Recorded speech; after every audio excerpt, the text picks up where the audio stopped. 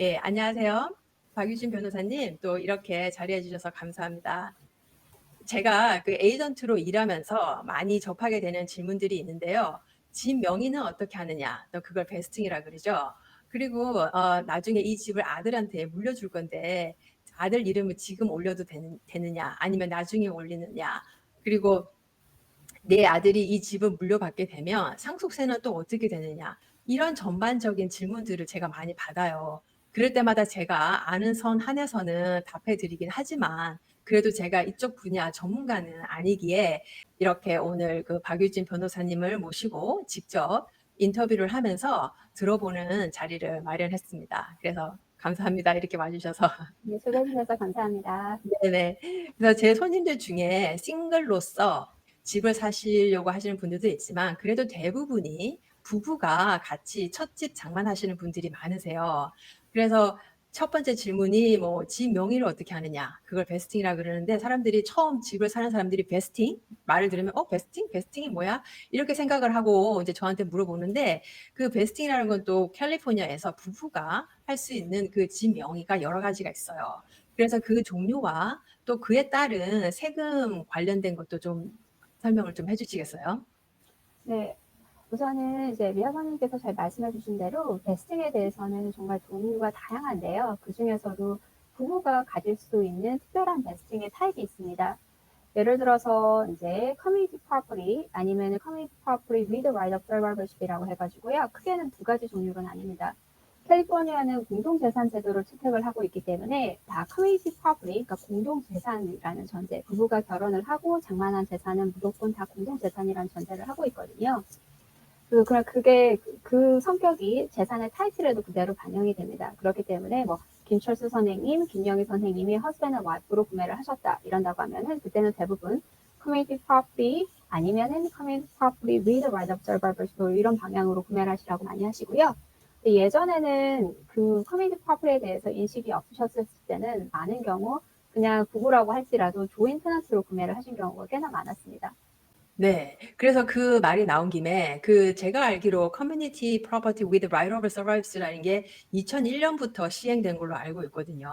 그러면 네네. 그 이전에 이미 조인트 테넌트로 집을 구매하신 분이라면 지금 현재 와서 다시 커뮤니티 프로퍼티 with right of surviv으로 바꾸고 싶다 해도 바꿀 수 있는 건가요? 네, 또 과정이 어렵진 않나요? 네네. 굉장히 좋으신 질문이에요. 왜냐하면 많은 분들이 정말 그렇게 하고 싶어 하시거든요. 요즘 이제 청취를 통해서라든지 신문 지면을 통해서 이제 세금에 대한 것을 베스팅에 관련된 세금을 많이 공부하신 분들은 더더욱 돋보이실 때 커뮤니티 프로퍼티 아니면 커뮤니티 프로퍼티 with right of survivorship 바꾸고 싶어 하시는데요. 다행히 두 분 다 건강하게 살아 계시고 그러시고 서명을 하실 수 있는 여건이나 한다고 하게 되면은 언제든지 오셔서 조인 테넌트에서 커뮤니티 프로퍼티 or 커뮤니티 프로퍼티 with right of survivorship으로 해당되는 등기를 바꾸실 수가 있습니다. 그러면 어떤 분들은 이렇게 물어보시죠. 그러면 왜 커뮤니티 프로퍼티가 있고 굳이 뒤에다가 커뮤니티 프로퍼티 with right of survivorship이라고 종류가 다르냐 이렇게 말씀을 하시는데요.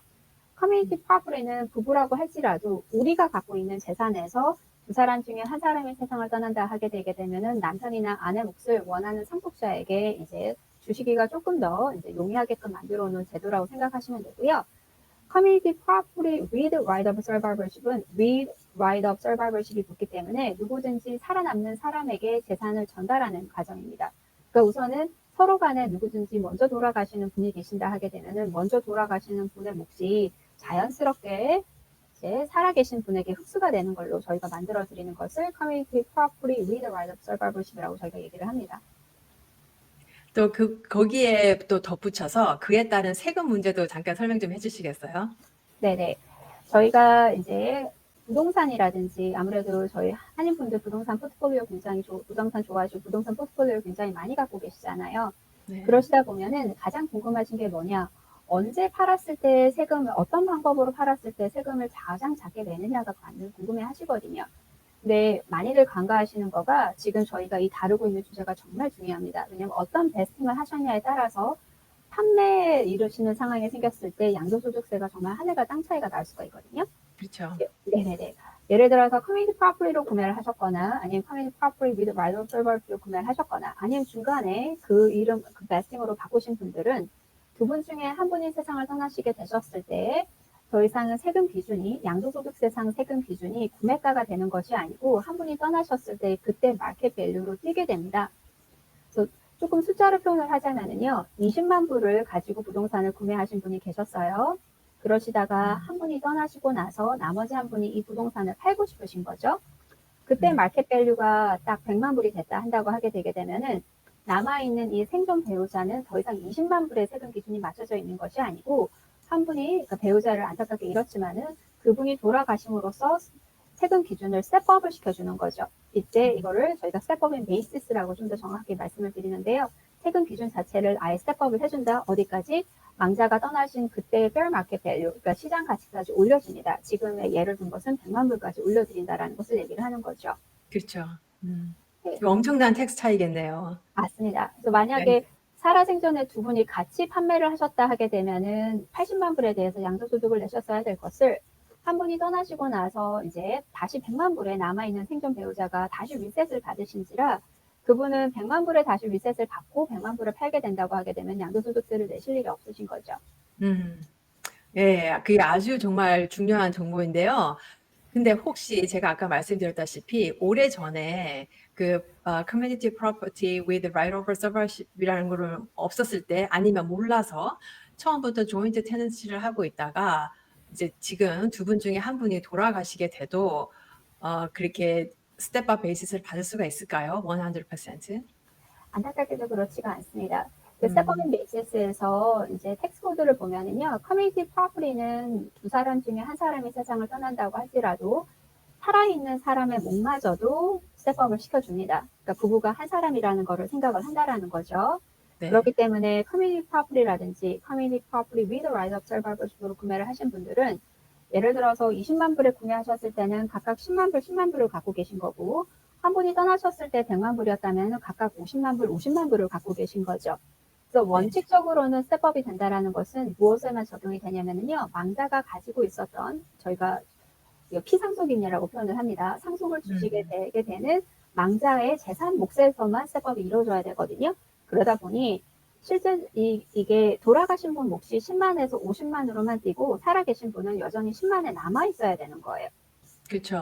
네. 근데 커뮤니티 프로퍼티를 구매를 하셨거나 아니면 나중에 중간에 전환을 하신 분들은 돌아가시지 않으신 분 몫이 10만에 남아 있어야 되는데 꼭 그분은 일신동체인 것처럼 그분에게마저도 세금 혜택을 줘서 10만을 50만으로 끌어줍니다. 그러다 보니 두 분이 다 동시에 떠나신 것처럼 다시 한번 리셋을 확실하게 해주는 거죠. 100% 네. 올려주시게 네. 됩니다. 네네. 그러면 혹시 지금이라도 몰라서 조인트 테넌트로 집을 샀다던가 그런 식으로 명의가 있는 집이라면 두 분이 지금 아직 건강하다는 그 전제 하에서 그러면 지금이라도 커뮤니티 프로퍼티 with right of survivs로 명의를 바꾸는 게 좋겠네요. 맞습니다. 이제 조인 테넌트로 그대로 갖고 계시면은 두 분 중에 네. 한 분이 안 계셨을 때 돌아가신 분 몫만 올려주거든요. 그러다 보니 음, 스태퍼맨 베이시스가 완전히 모든 재산에 일어나지가 않고 돌아가신 분 몫만 일어납니다. 그래서 아까 네. 예를 들어서 살아계신 분의 몫은 여전히 10만 불로 남아 있는 거고 네. 돌아가신 분 몫만 50만 불로 올려지게 되니 이랬을 때는 60만 불이라는 세금 기준이 책정이 되겠죠.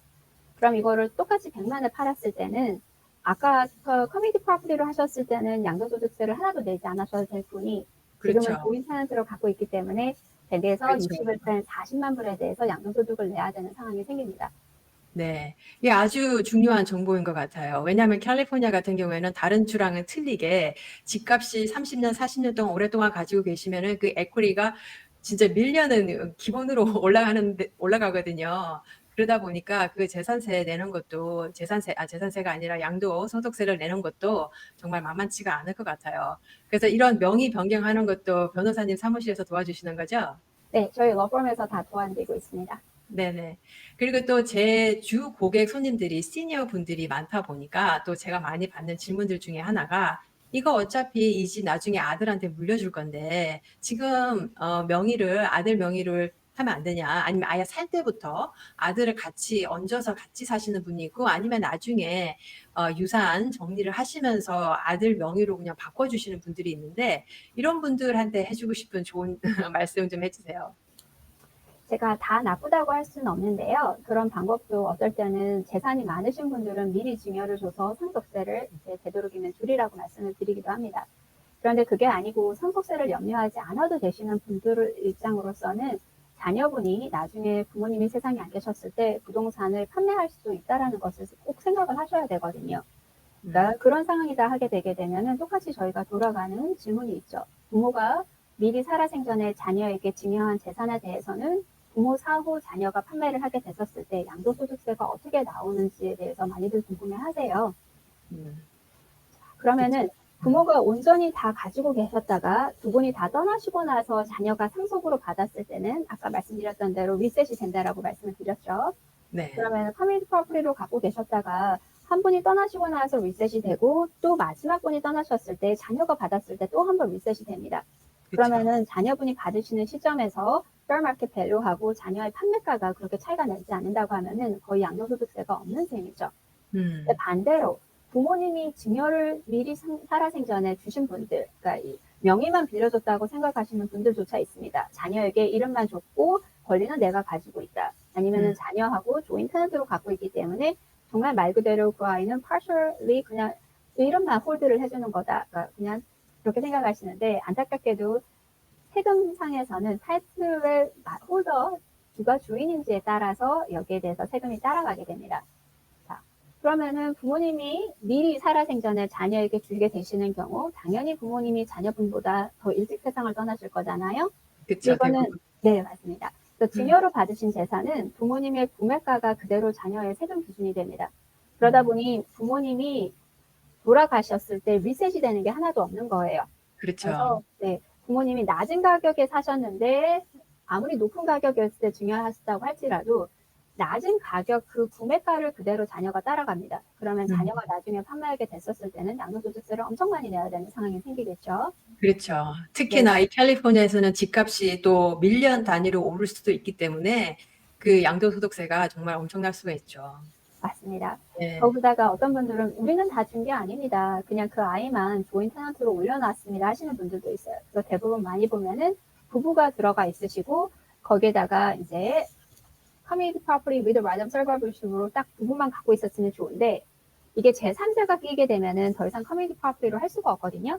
그럼 대부분 그렇죠. 어떻게 그거는 부부에서만 가능한 거잖아요. 그렇죠. 맞습니다. 네. 음, 이렇게 되게 되면 대부분 하시는 타이틀이 all에서 joint tenant로 바뀌게 됩니다. 이렇게 음, 되셨을 때는요. 두 분 중에 한 분이 세상을 떠나셨을 때 돌아가신 분 몫에 대해서는 스텝업이 일어납니다. 음, 그리고 또 마지막 분이 그러니까 부부 중에 마지막 분이 떠나셨을 때 그때도 돌아가신 분 몫만 스텝업이 됩니다. 조인 테넌트는 살아 계신 분이 세상을 떠나셨을 때 결과적으로는 남아있는 다른 부동산 공동 소유주들이 돌아가신 분 몫을 흡수를 하게 되는 제도이거든요. 이랬을 음, 때 세 사람이 가지고 있었던 몫을 한 사람이 떠나면서 두 사람이 재산 주인이 되는 거고 두 분이 떠나시면서 남아있는 분, 두 분 중에 한 분이 마지막 떠나시면서 남아있는 이 한 분께서도 재산 주인이 되시는 거예요. 그러면은 음, 마지막으로 자녀가 남게 됐었을 때는 아버지 몫에 대해서 예를 들어서 아버지가 먼저 떠났다. 그럼 아버지 몫에 대해서 스텝업을 받았고 어머니가 그 후에 떠났다. 그럼 어머니 몫에 대해서는 스텝업을 받습니다. 그런데 중간에 들어간 아들 몫에 대해서는 스텝업이 있느냐? 없습니다. 음. 그렇기 때문에 3분의 2에 대해서는 그냥 쉽게 설명을 하자면요. 예. 3분의 2에 대해서는 스텝업이 일어난다. 그러니까 숫자성으로만 생각을 했었을 때는요. 머리 음, 숫자만 음, 생각했었을 때는. 그런데 아들이 갖고 있는 부분에서는 스텝업이 일어나지 않는 거죠. 음. 그러면 굳이 자녀를 조인 테넌트로 넣어줄 필요가 없는 겁니다. 네, 그렇죠. 이 질문이랑 조금 비슷한 질문일 수도 있는데요.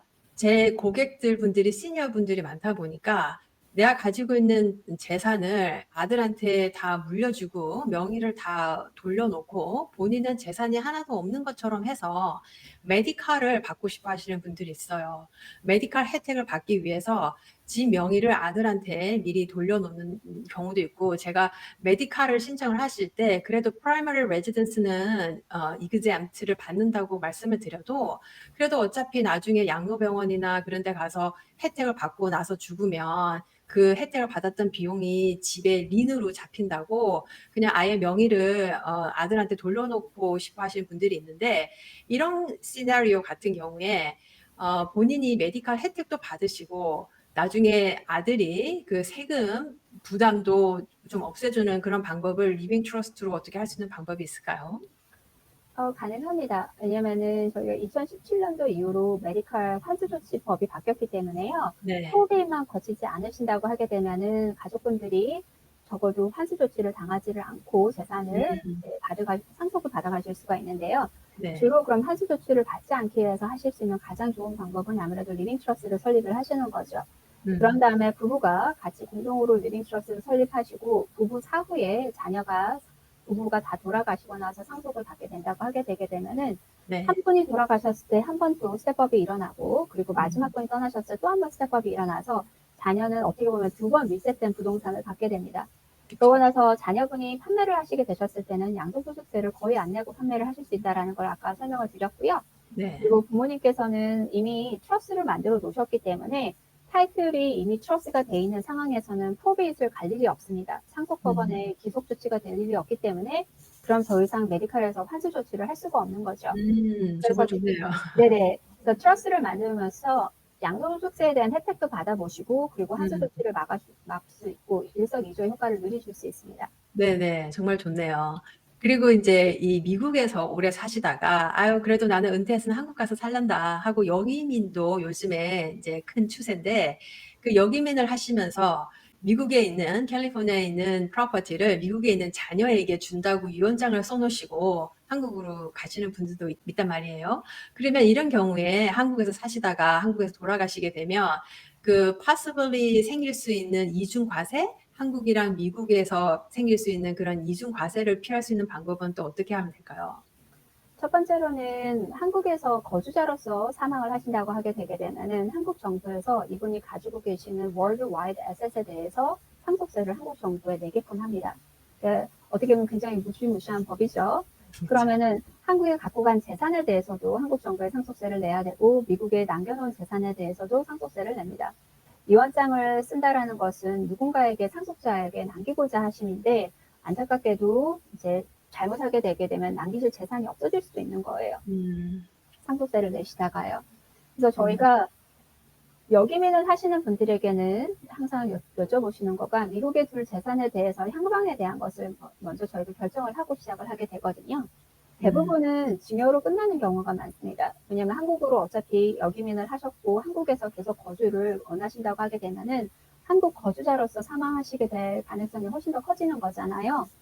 그런 그렇죠. 상황에서 굳이 미국에 가만히 뒀다고 하게 되게 되면은 요즘은 미국에는 워낙 상속세, 증여세 면적이 높기 때문에 웬만해서는 일반 인구는 해당되는 상속세를 이제 해당되는 부동산에 대해서 상속세를 안 내셔도 될 수도 있습니다. 그렇죠? 음, 이런 상황에서 미국 정부에는 상속세를 내지 않아도 될 것을 한국으로 음, 거주지를 옮겨감으로써 괜히 미국 재산이 한국 정부에다가 노출이 되는 상황이 생기는 거죠. 그렇죠. 그렇기 때문에 노출을 막기 위해서라도 미리 자녀에게 증여를 하고 역이민을 계획하시라고 말씀을 드리는데요. 음, 이때 또 주의할 점은 이제 제가 한국 변호사님으로부터 이제 얘기를 듣고 세무사님으로부터 드리는 말씀은 한결같습니다. 증여준 재산에 대해서는 돌아가시기 10년 안에 증여준 재산은 다시 상속세 과세 대상으로 회부가 된다라는 거예요. 음, 그렇기 때문에 역이민을 가실 생각이 있으시다 한다고 하면은 미리미리 준비하셔서 미리미리 증여를 음, 하셔야 된다라는 얘기입니다. 음. 아, 이 정보를 잘 들으시고 여기면을 준비하시는 분들이라면 지금 당장 증여하고 뭐 난 올해나 내년에 뭐 여기민 갈래 이렇게 하지 마시고 미리미리 그거를 준비하시는 게 정말 좋으실 것 같아요. 그리고 또 많은 분들이 가지고 있는 어떤 선입견이랄까? 그런 게 리빙 트러스트는 돈 많은 사람들이 하는 거다. 그건 부자들만 하는 거다. 나는 뭐 별로 재산도 가진 것도 없으니까 그냥 뭐 나는 유언장만 써놓을래. 뭐 이러신 분도 있는데 그 유언장과 리빙 트러스트의 차이가 뭔지 그리고 유언장이 있는 분이라면 그게 프로베이트 코트에서 어떻게 쓰이는지 좀 설명해 좀 해주시겠어요? 네. 유언장하고 트러스의 역할에 대해서는요, 일종의 트러스가 조금 더 포괄적이라고 생각하시면 됩니다. 음, 유언장은 돌아가시고 나서 이제 작동을 하게 되는 서류입니다. 내가 아무개에게 어떤 재산을 나의 사후에게 주기를 원한다라는 것을 적습니다. 반대로 트러스는 제가 살아생전에도 내가 아프게 되게 되면은 내가 재산 관리를 직접적으로 하지를 못하니 누군가가 내 재산을 위임해서 관리도 할 수 있고 제 사후에 제가 정한 상속 집행자가 제가 원하는 상속자에게 재산을 전달하게끔 지시를 합니다. 그러다 음, 보니 트러스트를 설명드릴 때는 유언장하고 위임장의 혼합 형태라고 많이 말씀을 드립니다. 그럼에도 불구하고 많은 고객분들이 유언장만 쓰시는 고객분들도 계시거든요. 근데 안타깝게도 캘리포니아에서는 유언장만으로 상속이 받는 경우는 거의 재산이 엄청 작아야 됩니다. 그러니까 이 말씀은 상대적일 수는 있으나 시장가로서 18만 4,500불 이상의 재산에 대해서는 유언장을 써놓는다고 할지라도 결국 프로베 코트를 가서 상속 법원에 가서 상속자들이 돌아가신 망자의 크레딧이라든지 이제 모든 빚을 다 정산을 하고 받아오게 됩니다. 이 과정이 녹록지가 않아요. 거의 2년에서 3년, 그리고 변호사 비용도 만만찮게 나갑니다. 그렇기 그렇죠. 때문에 네, 부동산을 적어도 하나를 갖고 계시고 그 해당되는 부동산의 마켓 밸류가 이제 넘어간다 한다고 하게 되면은 그때는 저희는 항상 트러스를 만들으라고 말씀을 드립니다. 이랬을 때 어떤 분은 저는 유언장만 만들는데요. 그렇게 얘기를 하시는 분들도 있어요. 네. 근데 그 유언장을 가지고 결과적으로는 프로베이스에 가야 돼요. 프로베이스에 그렇죠. 가야 되는 거고 프로베이스에서는 이 유언장이 내가 돌아가신 분이 생겼다 하면은 망자가 누구에게 줘라라고 했던 것에 대한 증거 자료만 쓰일 뿐이지 그 유언장만 가지고 상속법원을 피할 수는 없습니다. 그냥 하나의 참고 사항일 뿐이다. 그런 말씀이시네요. 맞습니다. 네네네. 네. 그리고 다음 질문은 이미 리빙 트러스트를 만들어 놓으신 분들이 하시는 질문인데요. 그러면 리빙 트러스트를 만들어 놓으면 그걸로 끝인가요? 그리고 그 리빙 트러스트 안에 들어가야 되는 재산과 아니면 리빙 트러스트 바깥에 둬도 괜찮은 재산들이 뭐가 있는지, 그리고 또 이제 리빙 트러스트를 좀 빨리 만들어 놓으신 분 같은 경우에는 살다 보면은 집을 또 살 수도 있고, 아니면 리파이낸스를 해야 될 수도 있고, 아니면 집을 팔아야 되는 수도 있는데, 그럴 경우에 어떤 주의사항이라든지 그거를 어떻게 관리를 해 나가는 게 좋은 건지 좀 말씀 좀 해주세요. 네. 대부분 한번 트러스트를 만들고 나서 저희가 항상 재산의 변화가 있거나 가족의 변화가 있거나 아니면 상속의 변화가 있다라고 하게 되게 되면은 저희랑 찾아오셔서 트러스트를 변경하는 작업을 저희가 하라고 말씀을 드립니다. 왜 그러냐면은 아무리 돌아가시기 전에 구두로 이렇게 변경을 하길 원한다고 할지라도 안타깝게도 캘리포니아에서는 구두로 한 유언을 저희가 인정받을 수 없기 때문입니다. 그래서 문서화 만들어 놓으셔야 되시고요. 문서화가 이제 본인께서 원하시는 최종 뜻을 그대로 담고 있어야 됩니다. 이렇게 된다고 하면은 리빙 트러스트를 만들고도 재산의 변화가 있었을 때나 뭔가 상속자에 대한 변화가 있거나 한다고 하면은 꼭 찾아오셔서 변경을 하셔야 되는데요. 제가 프랙티스를 한 지 거의 20년이 됐는데 이제 초반에 만들었던 분들을 제가 계속 보고 있습니다.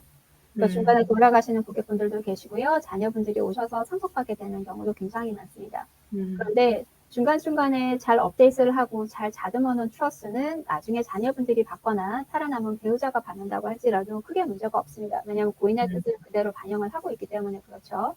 네네. 그런데 이걸 중간중간에 잘 업데이트를 안 하시고 변경을 그때 원하시는 바에 맞춰서 이뤄놓지 않고 갑작스럽게 세상을 떠나시거나 무슨 아프시게 되는 경우에는요.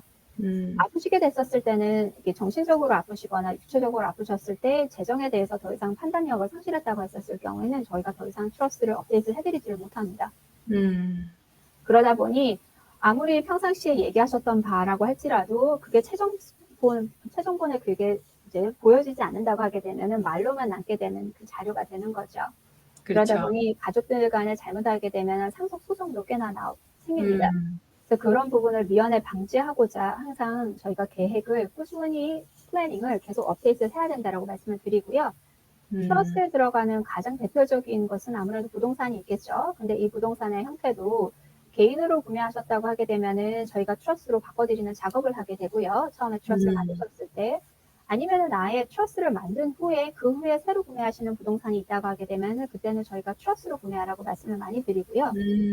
그게 아니고 커머셜 빌딩이라든지 아니면은 뭔가 포트래픽이 많은 다른 인베스트먼트 프로퍼티다 한다고 하면은 고객분들에게 LLC, 그러니까 부동산 회사를 만들어서 그 회사로 부동산 타이틀을 갖고 계시고 그리고 회사의 지분을 트러스랑 연결하는 작업을 저희가 코드 작업으로 저희가 많이 도와드립니다.